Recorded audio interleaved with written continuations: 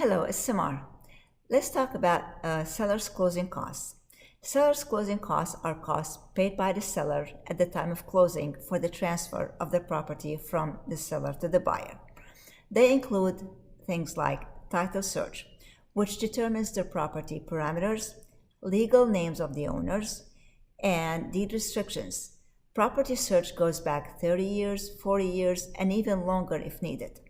Another one is title insurance, which protects the sellers and then, of course, the prospective buyers from any claims of ownership from outside parties.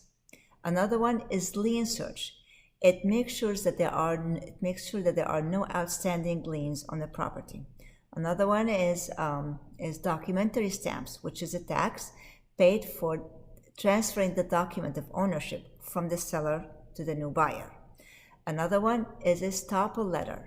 An estoppel letter is only applicable when we have an HOA involved, and it's a legally binding letter that details if there are any outstanding fees by the not paid by the seller. It also lists any fees that the buyer would be responsible for after acquiring the property. Another one is property taxes, prorated property taxes, that is. Sellers are responsible for paying property taxes from January 1st till the day of closing, and buyer, of course, is responsible from the day of closing onward. But the seller pays the buyer at the time of closing. The seller pays the buyer from January 1st to the day of closing, so that the buyer will pay when the tax bill comes at the end of the year, the buyer will pay for the entire year towards the end of the year. All right.